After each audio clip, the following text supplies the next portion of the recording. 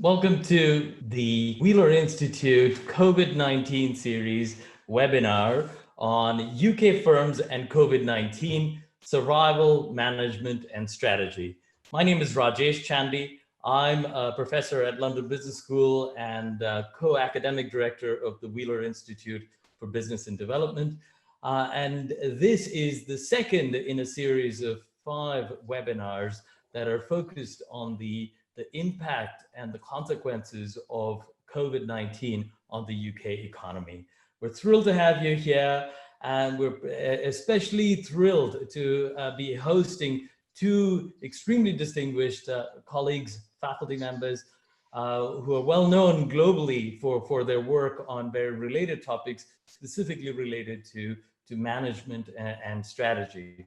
With us are Professor Julian Birkinshaw, Professor of Strategy at London Business School and Dean of Executive Program, Deputy Dean of Executive Programs at London Business School, as well as Professor John Van Reenen, who holds the Ronald Coase School Professorship at the London School of Economics, as well as the Gordon Billard Professorship in Management and Economics at MIT's Sloan School of Management. Welcome, Julian. Welcome, John. Thank you very much. Hello, nice to be here. Very good.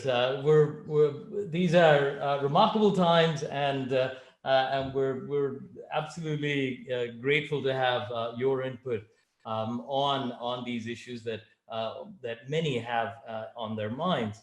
And I think that's about it. John, over to you. Great, thanks very much, Rajesh. What I'm going to do is give you a bit of an idea of the global situation on the COVID pandemic in terms of the economics, then move on to some lessons from recent firm level statistical research, some applications of that to kind of firm strategy, and then end up with some UK specific issues, both for firms and also for the kind of economy in general. So here, as we know, is the kind of picture in terms of kind of cumulative deaths because of COVID, and you can see here the tremendous human costs that COVID has made to people around the world.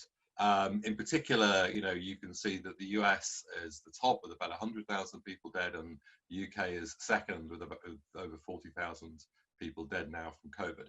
But thankfully now we do seem to be at least in Europe and the US on a kind of flattening part of the curve, and we seem to be past the peak, alongside East Asia, where peaked earlier.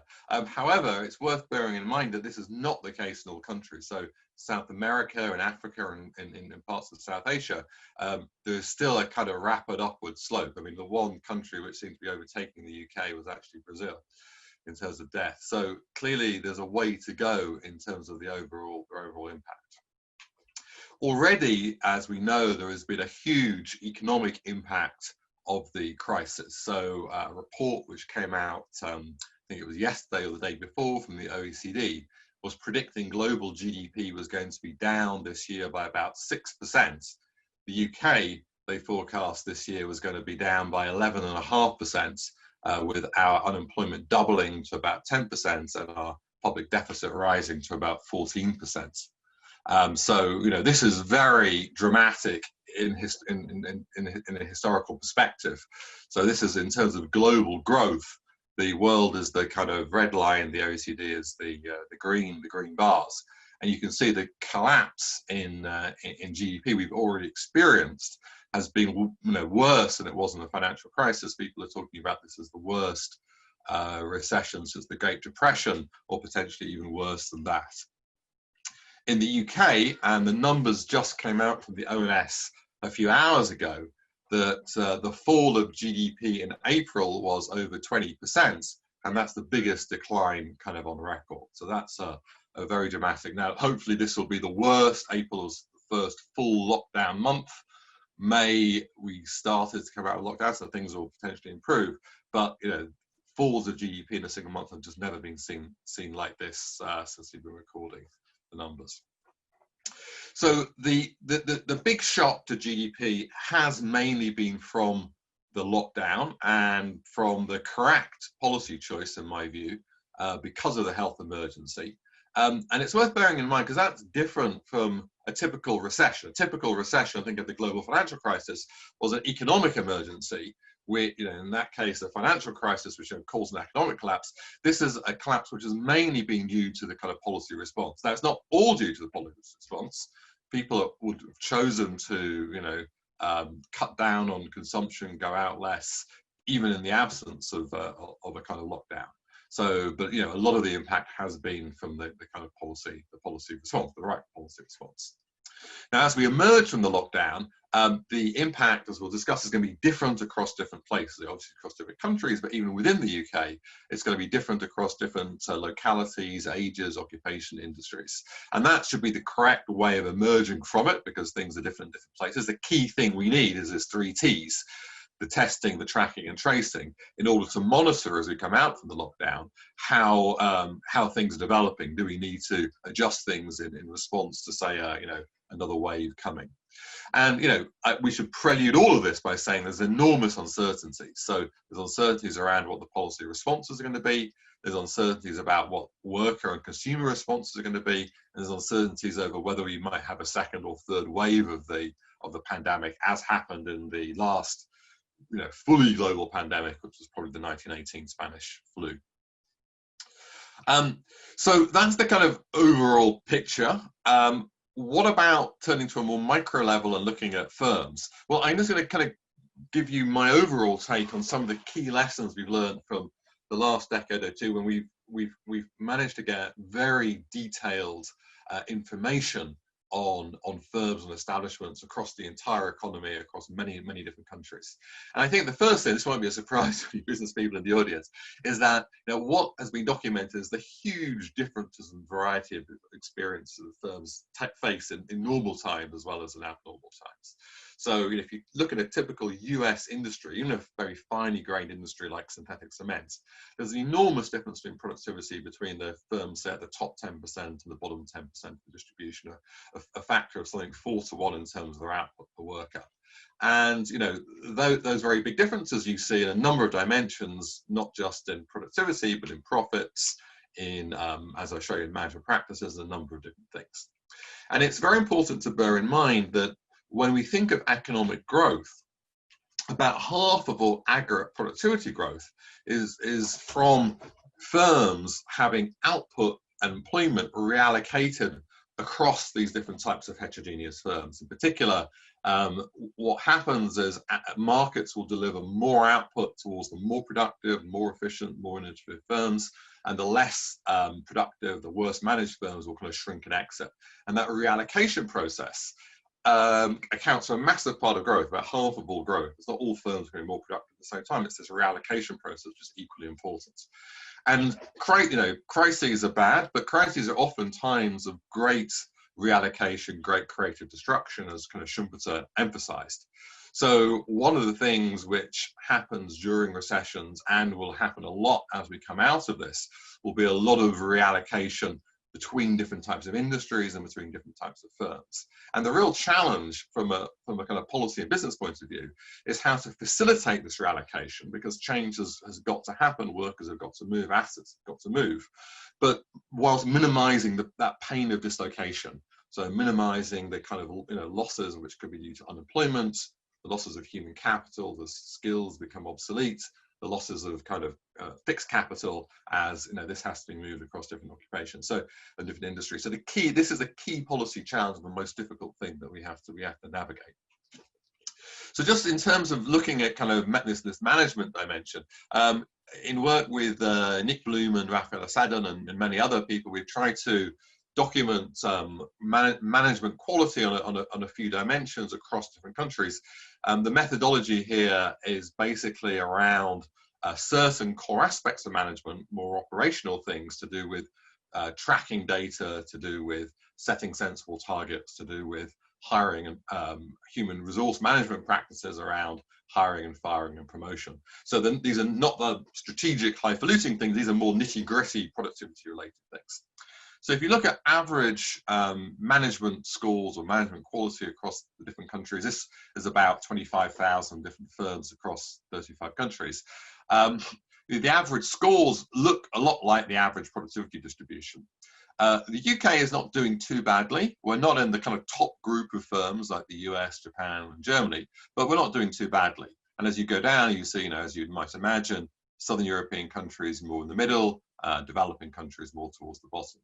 But from a micro point of view, what's kind of, you know, more fascinating to me than this is this enormous variety you see within a country. So this just shows you, you know, from 1, which is of the worst practice, to 5, which is the best practice, the enormous heterogeneity of different firms. So you can see in every country both excellent firms and really bad firms in terms of management practice. So in a country like the US, which is, you know, on average has a higher management score than the UK, you can see that, you know, it's not every firm in Britain is really bad and every firm in America is awesome. There's just massive variation. I mean, one interesting thing, of course, is that there's a thicker tail of low productivity, poorly managed firms in the UK than there is, say, in the US. And this probably speaks to something to do with the stronger reallocation and competition in the US than there is in the UK. So moving on to, you know, what this means for firm strategy, I've highlighted 3 things. So first of all, demand effects, second, workforce effects, and third, on how strategically to navigate the macro trends. So in terms of the demand effect, I mean, in the short run, as we've seen, there's this massive collapse in demand with very few, there's some exceptions, like Zoom was speaking on, like in Amazon home delivery. But generally, we've had, you know, firms have had to cope with a massive fall of demand. So, and that fall of demand goes hand in hand with a hit to liquidity, which is very strong for small and medium-sized enterprises. So, you know, that's why, you know, policies which have been introduced to help smooth firms' position in order to help them through these difficult times, you know, perfectly viable and productive firms may go out of business just because of liquidity constraints, is very important. The second lesson, and this also comes from the management work, is that in terms of great uncertainty like we have at the moment, giving some degree of autonomy to local managers, to local units, is actually very important. I mean, there's a tendency in a crisis to kind of always centralize at the top. There's some work I've done with Philippe Aguillon and other co-authors which suggests that that may not be, when you have a lot of uncertainty, and especially at bad times, it's good to allow local innovation, local decisions, because those are the people actually are close to the ground to know what's happening. And as we come out of lockdown, I think that might be particularly important. A third thing I think in the short run is to do things that save money but cost time. So when demand is low, it's a good time to make organizational changes, to invest in online training, because the opportunity cost of taking people away from the frontline production is actually pretty low. So it's a good time to invest in things where you could make a long run improvement to your productivity. In the medium run, there's going to be a lot of restructuring of the economy after the pandemic. You know, face-to-face services like offline retail are going to obviously take a hit. Transportation, trains and planes, and the suppliers are going to be hit. The hospitality industry has this double whammy of both less face-to-face and lower travel. Manufacturing will probably come out quicker. The hit was quicker because of the disruption of global value chains, but those will start resuscitating to some extent afterwards. Now, much of this accelerates existing trends, which we've already seen, but I think that the shock of COVID will actually mean many of these things move much more quickly and much more dramatically than we could have been anticipating in the past. There's a very large number of things to do: workforce, downsizing, dealing with what we're doing now, which is working from home. Opportunities here for productivity improvements. There's some interesting evidence we might talk about how working from home can actually boost productivity. The impact will depend on the age composition of your workforce. There's an issue of how you're going to deal with migration. If you're very reliant on overseas workers, that's going to be harder. And there's a big question around automation. Again, this is a trend happening already, but I think the epidemic is going to speed up this trend towards greater automation and all the challenges that deals us. Finally, in terms of the macro trends, we talked about this enough. I mean, the one big issue is around, will there be this thing towards deglobalization that may well disrupt the global supply chains if there are more trade frictions, there'll be more movement of activity back and shore, a big potential anti-China backlash. A second thing will be a bigger role for the state in the economy. I think that's going to be here for a while. The politics, again, are complicated. I can see things going either way on this. You know, there could be a realization of independence, a need to cooperate in the face of these global threats like health threats, environment, and so on. On the other hand, there could be a retreat into nationalism behind ever higher trade walls and barriers. I hope that's not the case, although there's a risk, especially lessons from the past, that may happen. So finally, in the last couple of minutes, let me just mention a couple of UK specific issues. The UK had a lot of economic problems even going into the pandemic. Productivity growth was slow, wage growth was slow. Employment was a positive spot, so employment's been relatively high. But a lot of that employment has been insecure, like the solo self-employed and the gig economy. I mean, if you look at the productivity numbers, these are particularly shocking. So after the financial crisis, there was a fall of productivity, and then ever since then, productivity has been extremely flat. So compared to pre-crisis trends, pre-financial crisis trends, Britain's now about 24% lower in terms of the size of its productivity than we would have expected.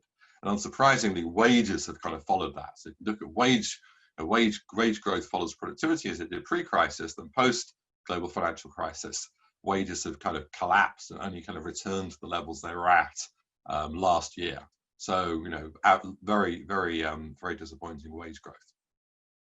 Why has the UK been hit by the pandemic so hard, as I showed you at the beginning?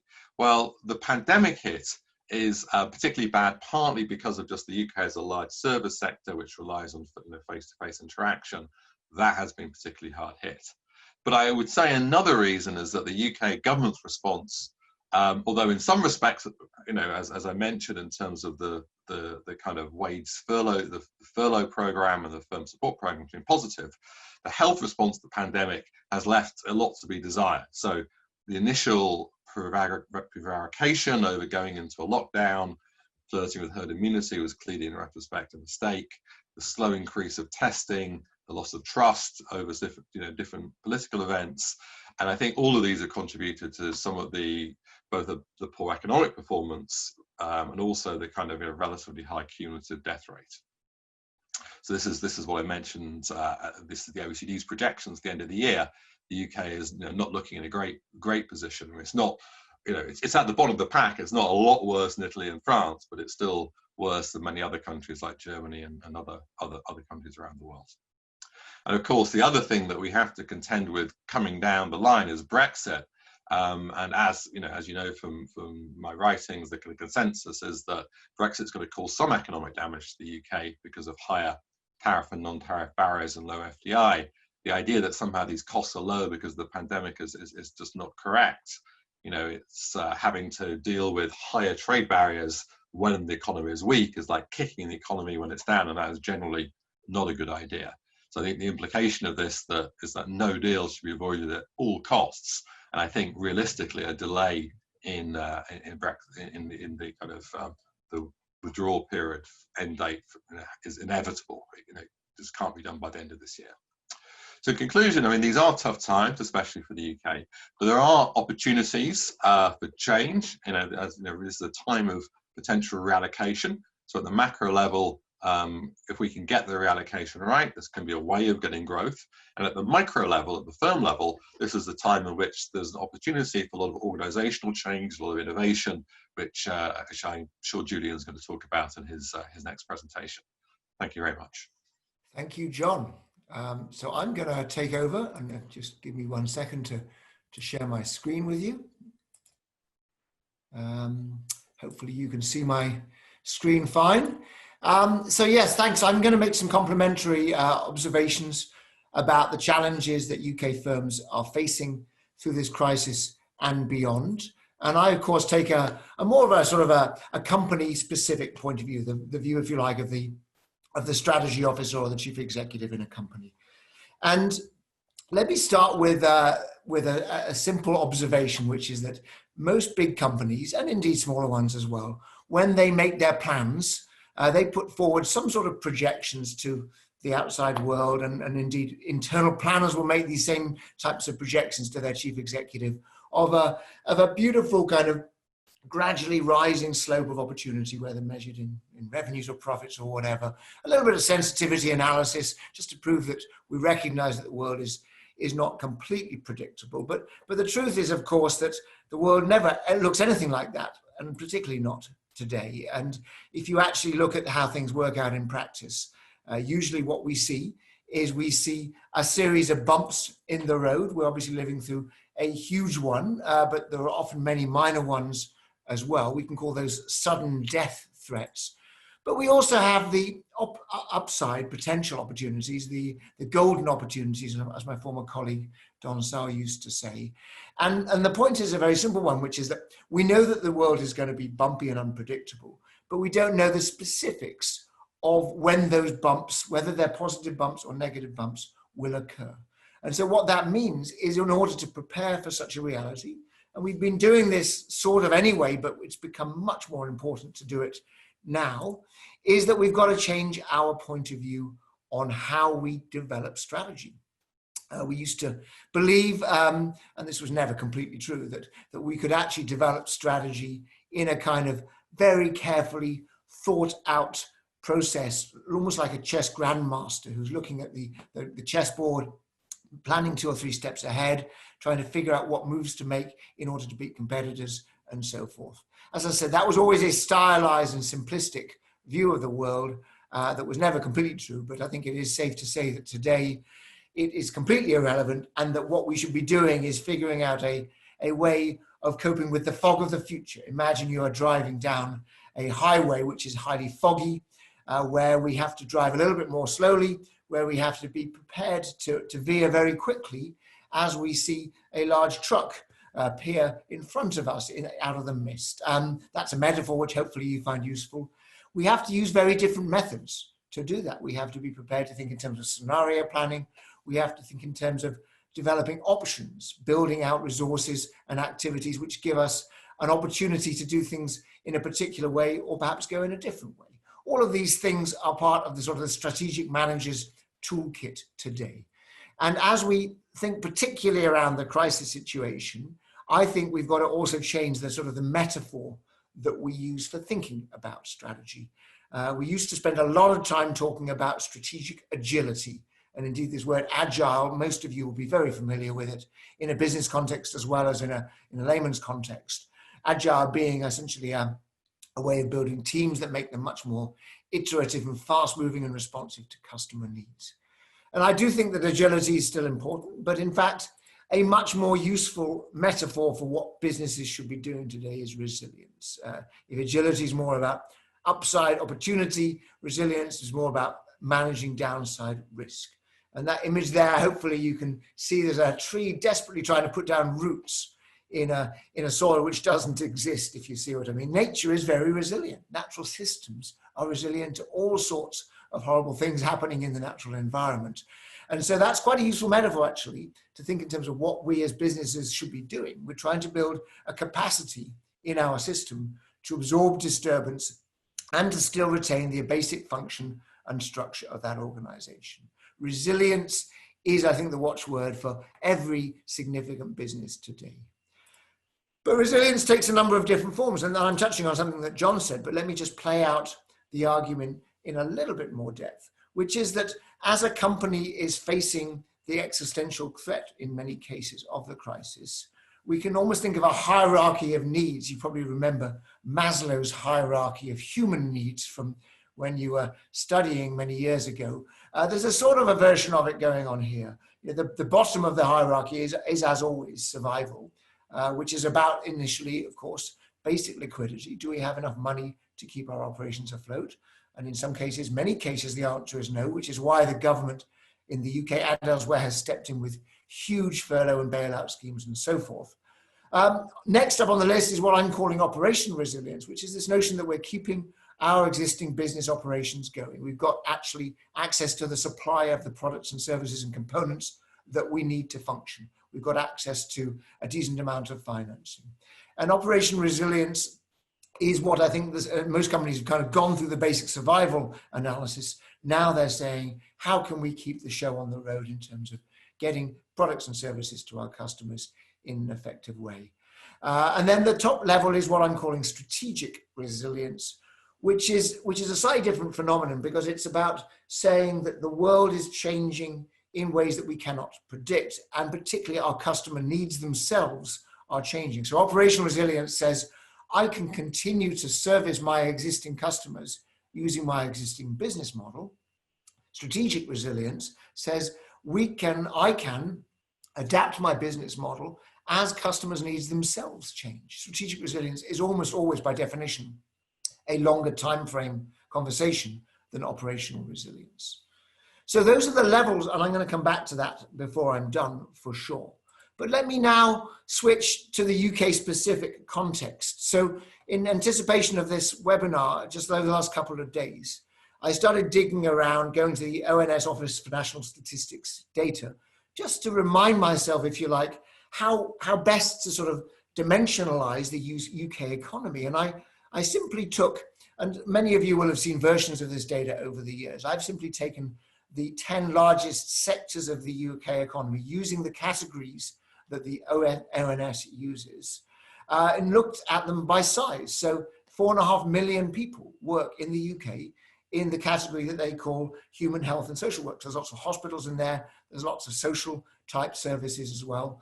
And that, of course, tends to be mostly very local work, large numbers of people involved because it's a very person-to-person business. I'm not going to go through that whole list. It goes down all the way down to, I've included cultural industries at the bottom, even though it doesn't technically make the top 10, just because cultural industries, this is arts and entertainment and so forth, is such an important industry for the UK on a kind of a global basis. And what I did was I said to myself, okay, if these are the biggest employers in the UK, if these are the economic sectors we care the most about, what has been the effect of COVID-19 on those sectors? And fortuitously, it turns out the ONS has indeed been doing some analysis on exactly that question. So I'm going to ask you a little poll question just to set up the next piece of information I'm going to share with you. And it's a very simple question. It's a question the ONS asked business people around the UK. And the question is the following: how confident are you that your enterprise, the company that you work for, has the financial resources to continue operating through the COVID-19 outbreak? That was one of the questions. You've got three answers. You can either say you're confident, you're not confident, or you're not sure.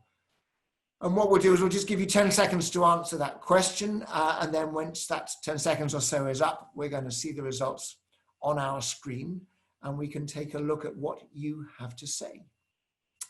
So I guess we can share the results about now. 60% are confident, which is very reassuring. 19% not confident, not sure, 21. So take not confident and not sure, and you add those numbers up and you get to 40%. So 40% of the people on this webinar are not confident or not sure that their business will have the financial resources they need to survive. And what I've done on this chart is I've actually taken those two answers together, and I've done the equivalent analysis for those 10 sectors. So what you can see in the green bars on this chart are the combination of not confident and not sure across sectors. So if I take the one right at the bottom, cultural industries, 50% of all the respondents working for cultural industries in this survey, which was done by ONS in May, 50% of those companies said that they were not confident or not sure that their businesses were going to survive.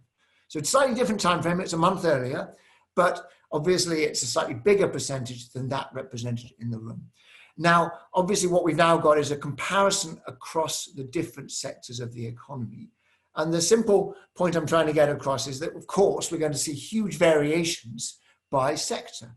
The red bar, by the way, is the companies that stated that their turnover was down 50% or more. So it's just another different way of making the same point, that these companies are under threat.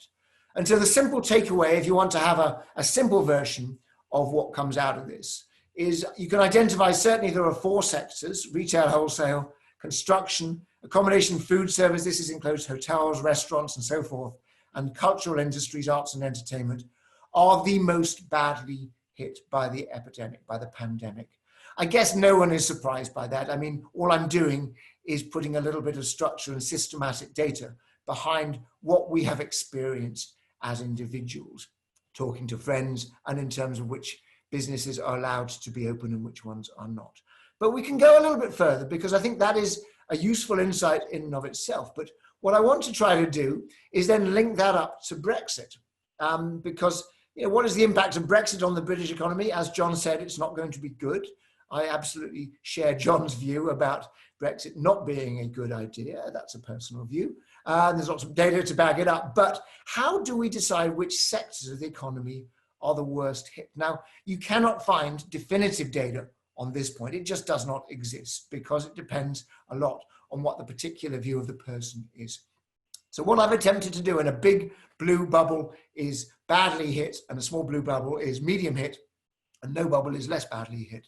This is a couple of dimensions around how much these are industries which are dependent on demand from the EU, either in terms of companies exporting to the EU, or we rely on the EU as buyers of our goods and our services in particular.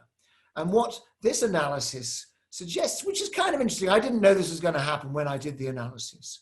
Essentially, the sectors that are most at risk from a bad Brexit are, generally speaking, we can find exceptions, generally speaking, the ones which have not yet been hit really badly by COVID-19. And I guess, again, that's kind of straightforward because an awful lot of the industries which have been badly hit are local services, hotels, restaurants, local services, you know, your hairdressers, your dentists. I mean, all of those types of industries don't exist now, but obviously because they're local for local, they will be fine in a sort of post-Brexit world. So we can absolutely find some companies, the car manufacturing companies, Rolls-Royce, who are badly hit at the moment because of COVID and will absolutely be badly hit by a bad Brexit. But I would say that for the most part, we are not seeing quite the same level of kind of double whammy effect on whole industries. We're seeing sub-industries within those industries being badly hit. So that's an observation, and that's just a tentative view. I'd love to hear the audience's challenge on that point. So let me just make two more points before closing. Finally, firstly, I don't want it to be all doom and gloom. I'm very conscious that there are some industries which are doing well. Technology industry as a whole, the digital sector is doing well across the world. Of course it is. And the UK does have a pretty decent digital sector. Apparently 2.9 million people, according to one source, have working in this sector. 90,000, that's cutting across several of the dimensions I had earlier. Apparently 90,000 tech jobs were being advertised in the UK even in the end of April. Venture capital, particularly as a subset, if you like, of the technology sector, is doing very well. I've just got 2 data points I just picked from various newspapers. And it's really worthwhile reminding ourselves that despite everything that's going on, London continues to be a magnet for venture capital investment, certainly within Europe, and arguably even across the world. FinTech is the place where companies are actually putting. So FinTech is the industry which London is the most attractive place in the world for, which is perhaps a surprise to you. The pharmaceutical industry has got great strengths. We know that there's lots of exciting work happening in UK labs, in some of our big pharma companies like GSK and AstraZeneca. So my closing thoughts are, I've got only 2 minutes or so, so let me share these fairly quickly. If we think about the strategies that firms need to adopt, going back to my points about resilience, it's worth sort of starting with the different levels of demand drop that we've seen. You know, there are companies which, of course, have seen this precipitous drop, and there's no story here. The story is basic survival. Just get government support, hang on, you know, for as long as you possibly can, and hope that the crisis stops as soon as it possibly can. Likewise, the companies who are doing well through the crisis, the digital type companies, obviously their job is simply to seize the opportunity and to continue to innovate. I don't have much advice for you, but those who are in the kind of light to moderate fall in demand dimension, I think there's a fascinating dichotomy at play here. So if you are a company that, let's say you're making consumer goods, you're Unilever or something like that. We had Jim Ratcliffe, the founder of Ineos, doing a webinar for LBS a couple of weeks ago. One of the country's biggest chemical companies. Sorry, easily the country's biggest chemical company. It's a private company. You know, their strategy is what I'm going to call operational resilience. It's about hunkering down, cutting costs, productivity improvements, efficiency gains, securing supply. It is about making sure that you just continue to do your job as well as you possibly can. I would argue that there's another category of firms on the right there where your business model is up for grabs, is being severely challenged. One of my jobs is running executive education at London Business School. We've seen a moderate fall, arguably a major fall in demand. And our job is not just to try to to keep things going. Our job is to completely dramatically resize and rethink and reinvent everything that we do. We cannot just assume that people will move face-to-face learning into an online setting. We have to go back to the basic reasons that we exist in the first place. And that is a strategic resilience question. It's not an operational resilience question. So education's in this category. Many professional services companies are in this category. I did a webinar with a guy from a large wealth manager. They are completely rethinking what wealth management means since lockdown. So to finish my story, I see this sort of hierarchy of needs. I see companies at different levels in that hierarchy. Just to make sure we don't lose the full picture, I think we've got to also acknowledge that there's an issue of behavioral resilience for leaders and employees of companies to actually be able to equip themselves personally to stay motivated and healthy through this downturn. So with that, I'm going to stop sharing my slides and I'm going to hand back to Rajesh to open up the discussion. Thank you very much, Julian. Thank you both. So there have been lots of questions, and I'll start with some clarification questions and then the big picture ones, and then get to sector specific. Now, let me first ask John a specific question. So John, you had shared some of the glimpses of your wonderful, I'm a huge fan of your work on management practices. Those who are not familiar with this work, I urge you to check it out. You have a website, right, John? Yeah. www.worldmanagementsurvey.com. So excellent. So here's the question, John. You showed remarkable variation within, say, the UK in management practices, and these presumably translate to productivity, profitability, and so on. If you had to highlight what the causes were, based on your research, what are the big ones, generally, or perhaps as they relate to the UK as well? Yeah, well, I could talk for another half an hour about that. I'll try to resist that kind of temptation. I mean, I think one of the big ones relates to kind of skills and human capital. So one of the important factors is the kind of capacity of, the quality of the kind of human capital of the managers and the leaders in the organization to do these things. So, different measures, there's lots of different measures of that, but importantly also the human capital of the workers as well. I mean, people think, it doesn't matter what the workers like, but if you have weak training and weak skills of the workers, then even if you have great managers, it's very hard to get high quality, practices in place. And that is an area, the UK is very good in some areas. So we're great at elite education, like London Business School and London School of Economics, and but if you look at people who don't go to university, the kind of, people who are, maybe, are not going to go to university, those intermediate skills are very weak in the UK compared to other countries like, say, Germany or Austria, for example. So that is one area I think is a key thing holding back some of these things in the UK.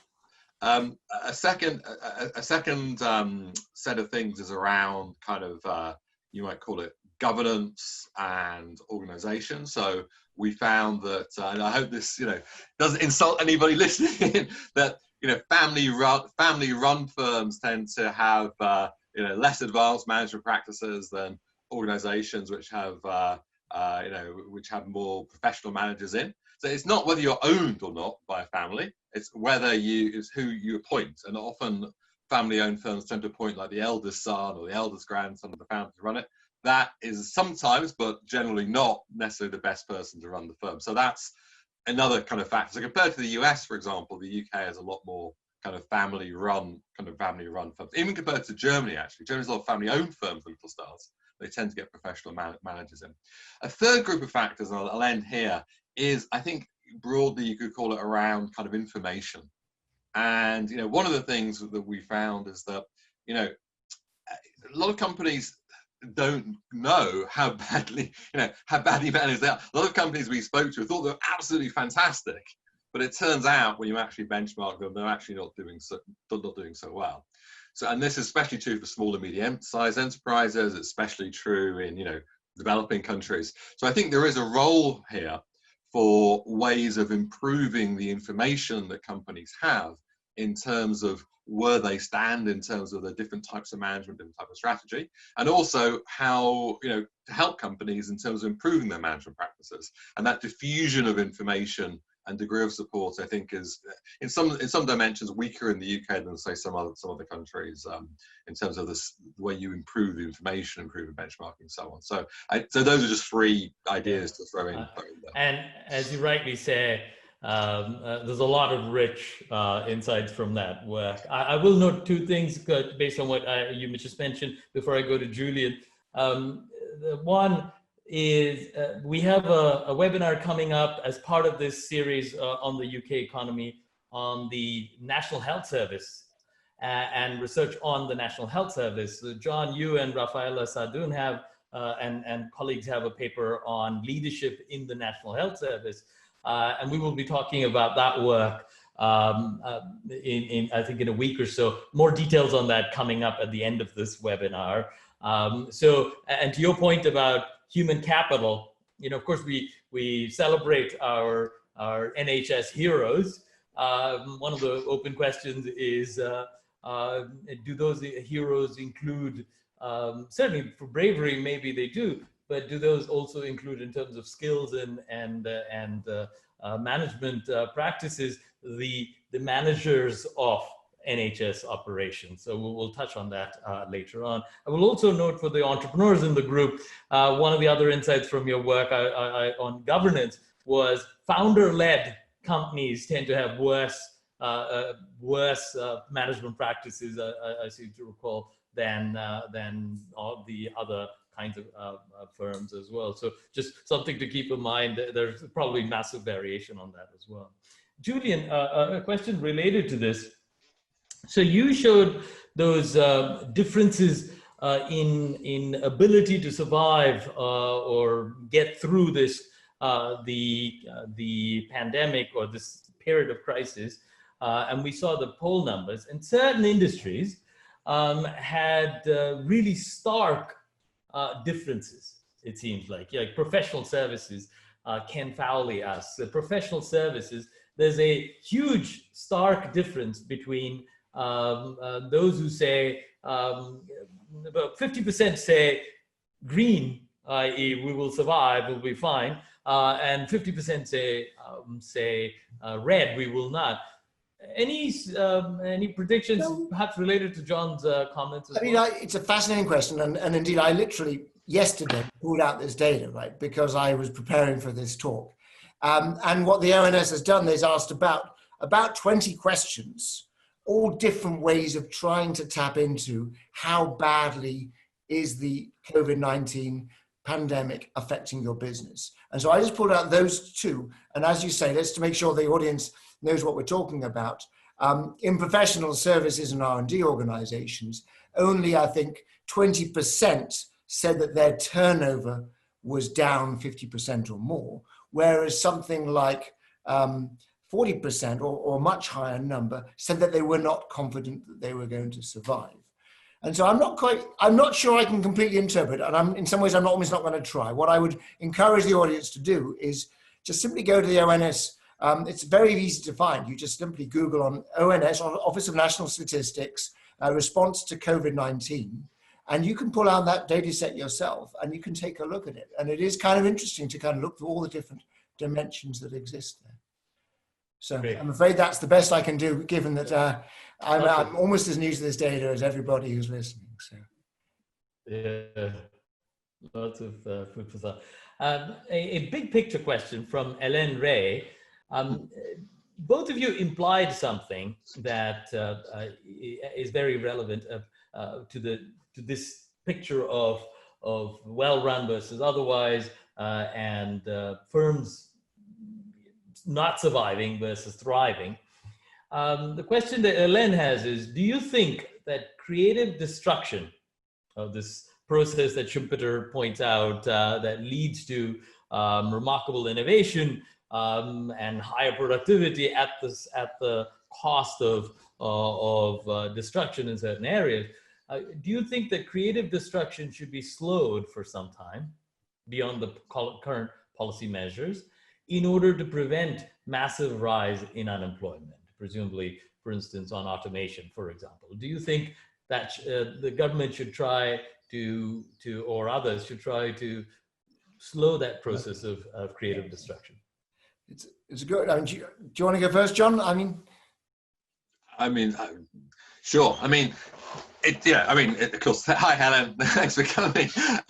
It's a great question. In one level, the government has done that. So in the response to the pandemic, the policies which have been put in are like life support system policies. Right. So I think, as Julian mentioned, that the policies to without workers furlough by giving wage subsidies, to help small firms, get through these very difficult, they are, you're freezing the economy, and that's the right thing to do, because there's, no demand for many of these firms, and so many viable, productive, well-managed firms would just go under if you had not given some of those support. So I think for a period of time, you definitely want to do these things, especially in the pandemic. The hard question comes as we start coming out of the pandemic, how you get that balance of policies right. And I think the natural tendency is to say, well, we want to keep as much protection as possible, and that's perfectly reasonable, to keep unemployment down and everything else. But the problem with that is that does slow down the necessary process of reallocation. So you need somehow to strike this very difficult balance between giving some degree of protection, but also encouraging, facilitating this movement. So one way to think about this, I think, this is probably a hackneyed term now, but the flexi-security system in Denmark, where you think about, you want to give protection to workers rather than protection to jobs. So you want to help workers transition between different firms to acquire the skills they need to go from one firm to another, without necessarily giving all the subsidies to kind of keep that one worker in that same job the whole time. And so that's the kind of idea of you've got to do this gently as we come out, because there's a lot of uncertainty what's happening. You want to avoid the destruction of people's skills that are still useful going, or firms' revival still going under, and certainly you want to reduce mass unemployment. It's a total waste of resources. But you also want to lubricate the economy to enable this process. Now, and the lubrication doesn't mean just do nothing. So the old style economists say, just let it all rip. I think we've learned, if you let it all rip, then a lot of people end up on the wayside, and it's actually inefficient.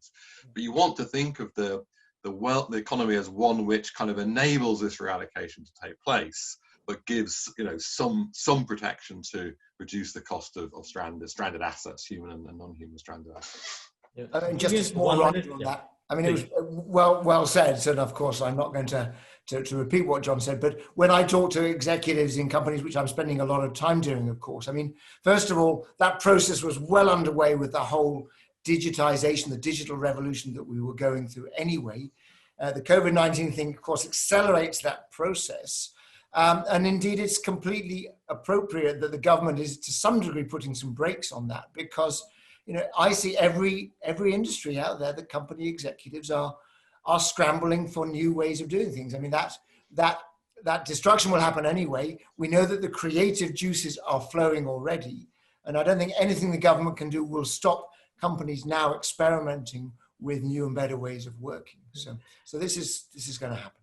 John, you had the wonderful quote on things that save money but cost time. Now is the time, and therefore training. Of course, music to anybody who's in charge of executive education, as Julian is. The question there is, on the one hand, you have this high need. On the other hand, the education sector is being devastated, and there's a great deal of worry about the viability of creative destruction in this area. Can you talk about sort of the need for talent and the need to manage that process versus the reality of the quote-unquote firms involved in it? Well, let me just have one angle on it, John. Maybe we'll have a complementary angle. Look, the UK higher education system obviously is the one which we know best. And that higher education system is, of course, reinventing itself, as I said, right now in terms of the mode of delivery. But the reinvention in terms of actually what we teach is going to be a whole lot slower, right? Because, of course, the process of developing entirely new training courses, degree subjects and training courses, takes time. There's a regulatory system around that. So I would observe, and this is just a general comment really, is that the speed with which we come up with new degree courses in the UK, for example, is actually pretty slow. I mean, all universities are a little bit beset with inertia. And what we've seen happening is a whole lot of non-university providers emerging in that space. If you want to study data analytics or whatever, there are dozens of startup companies out there offering that skill set. They're doing it very cheaply and they're doing it in a very creative way. So I do think this is a real wake-up call for traditional higher education providers to try to figure out a way of doing the stuff that the non-accredited providers have been doing now for quite a long time. Thank you. John, 30 seconds, please. Yes. I totally agree with Julie. I mean, the UK's higher education is one of our areas of strong comparative advantage, major export earners, but it's extremely vulnerable, relies a lot on foreign students and foreign talents. And I think that the digital offer, which was happening, but was happening much too slowly in a far too inflexible way, as Julian was saying, has now to be kind of one of the core competencies of all universities. And so we have to have that digital offer as, it's going to be hardwired into everything we do. Some are going to just have the digital offer, some will have a mixed method. Universities, higher education, which can do that, will thrive and survive, but a lot of them are going to be creatively destroyed, I think, for sure. Yeah. I think and that's other players might here and around the world, because it's this. I mean, we could talk a lot about the challenges in terms of accommodation, in terms of just sitting in lecture halls, in terms of socialization, in terms of moving physically from a foreign country to the host country. That's all completely up for grabs. So we were disrupted, and now we're being. Well, I know that where it comes in your graph, Julian, but we're certainly in the big hit category. Thank you. I'm afraid we're completely out of time. I just have one last set of comments about what's to come. But let me first say thank you, John, thank you, Julian.